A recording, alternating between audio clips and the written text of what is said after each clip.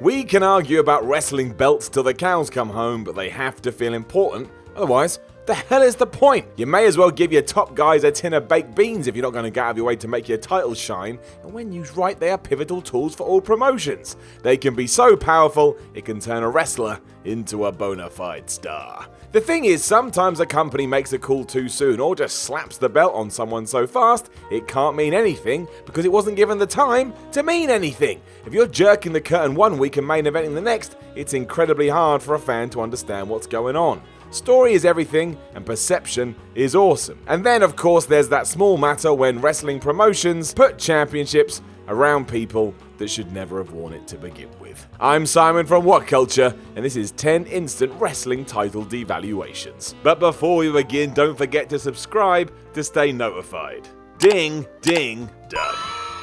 Number 10, Bret Hart to the MOUNTIE. Now this one is hard for me because yes, I love the MOUNTIE. He was a comedy character who would electrocute his jobber opponents after defeating them, but he made me laugh. A lot. Go and watch SummerSlam 91.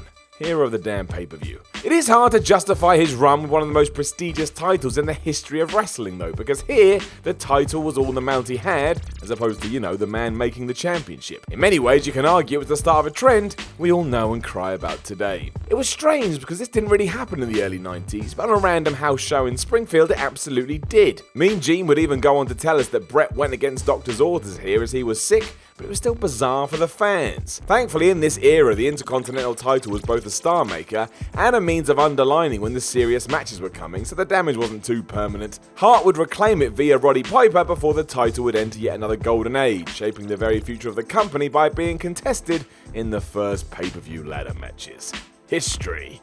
Number 9, John Cena to Orlando Jordan. This one is worse in hindsight given that Orlando Jordan is AWOL, because when this happened, there was every chance it could have helped Jordan's career.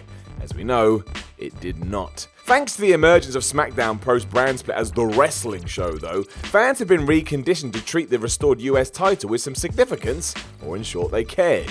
Even Cena's matches were enjoyable, hence his climb up the card afterwards. And it was Big Match John who Jordan defeated before embarking on a 173-day reign that's even hard to recall nowadays. That probably sums it up.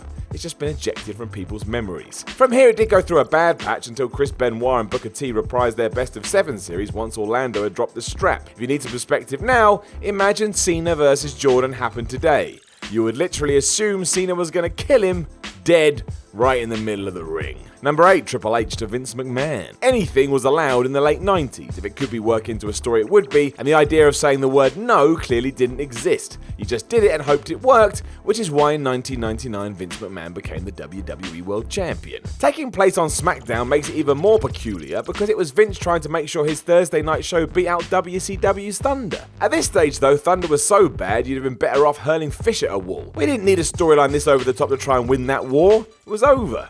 You want it to get stranger still? It was Stone Cold Steve Austin's interference that triggered the change as McMahon tried to out the good guy for a while. All that feuding and hate, and here, the rattlesnake is making the chairman of the board a champ. It works both ways, to be fair. It is ridiculous a non-wrestler won the most prestigious prize in the game, but it's also Vince McMahon. It was going to happen eventually. How could it not? It's not like Vince was picky either. He also won the ECW heavyweight title in 2007, and some people are still quite mad about that. Number 7, DDP to David Arquette. I don't even really need to explain this one, do I? It'd be like going to a dog show and a cat winning the main prize. The audience would just rage until somebody died. Justice must be served and all that. Somehow too, Vince Russo, who was writing WCW at the time, refuses to accept the blame for Hollywood actor David Arquette becoming the champ. It definitely was seen as a joke during a period where humour around your prize assets should have been low, and yet here, we shifted it to the top of the card. Either way, Russo was involved somehow, and his argument that it would generate publicity was an odd one. WCW would have received that publicity boost regardless of whether or not Arquette had won the damn title. Him being involved was enough. Granted, we may have not got that picture of David Arquette wearing the belt on the cover of USA Today, but did that help World Championship Wrestling? Let's ask them. Wait, we can't. The former writer has even said he would do it again if he had the chance to, which given everything we know, makes him absolutely bonkers. Number 6, Booker T to Vince Russo. This one is really bad. It's one thing Vince McMahon winning the damn championship, but Vince Russo claiming the WCW World title was on another level. No wonder the worth of that belt nosedived and nosedived hard before all was said and done.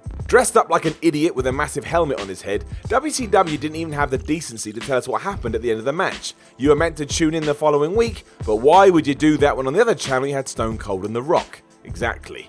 Ready for the final punch to the face? Russo never lost it to anyone and instead vacated the title almost immediately afterwards. What the f***?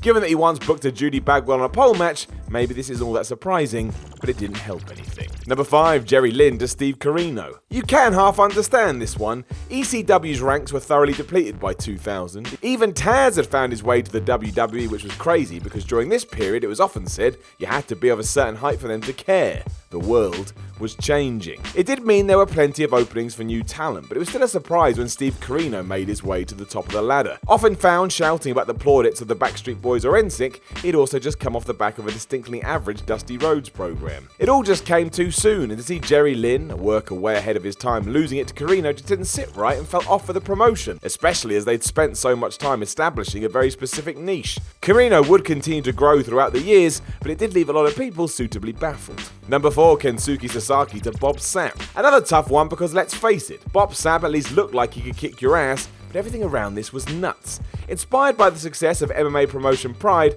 Antonio Inoki decided to infuse his promotion with more shoot leanings. To his credit, it worked. At first. Selling tickets and captivating the audience with some smartly thought out matches in 2001, it finally collapsed after booking IWGP Heavyweight Champion Yuji Nagata to scrap with Mirko Cro Cop in a legit fight. Nagata was destroyed in just 21 seconds, and a huge spanner had been thrown in the works. Inoki didn't care though, because he still decided to crown MMA sensation Bob Sapp as the champ in 2004 after he smashed Sasaki with a falling powerbomb. The commentators went nuts and the fans seemed excited, mostly as Sapp was a major figure in Japan, but it devalued what was one of wrestling's most prominent prizes, especially as Bobby Boy never defended it. He simply vacated the thing after getting injured, and the whole experiment didn't help in any sense.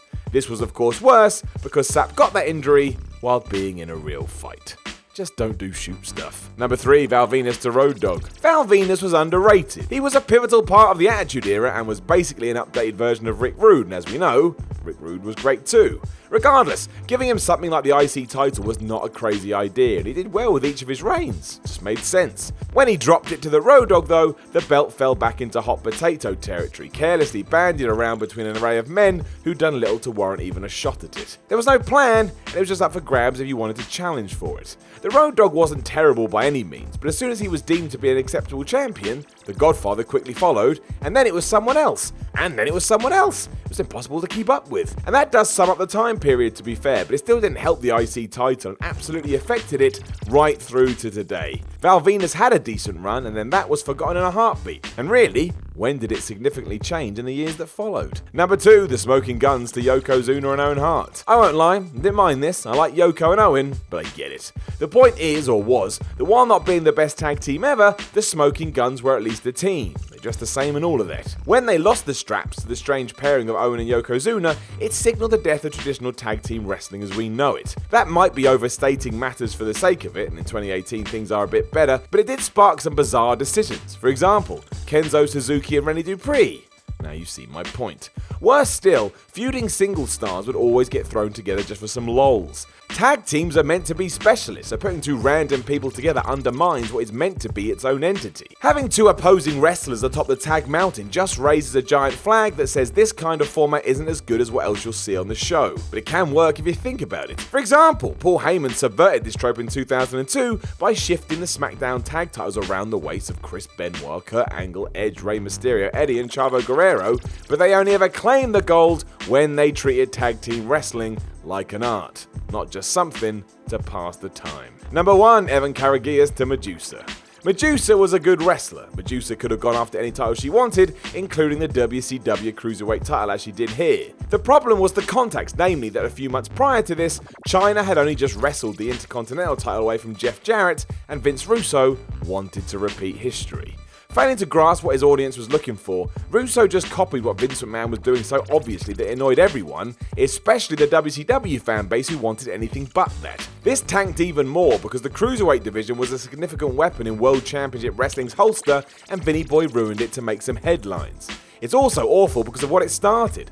After Medusa, Ed Oklahoma Ferrara won it, and he was not a wrestler or someone who should even be challenging. Russo turned the thing into a prop and thought it was hilarious that his mate, who was clearly over the weight limit by the way, had come out victorious. Then of course was the fact the character was offensive to JR, meaning all of this was not only bad, but insulting too.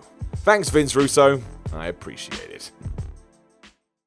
Gosh, can you believe that that person said that about that particular video on that entry? I sure can't. But you should like, share and subscribe below anyway. And also the people who made this video, they're right here. Go follow them and give them some love. Also there's more content, probably above my head. Check it out. Or don't. 50-50.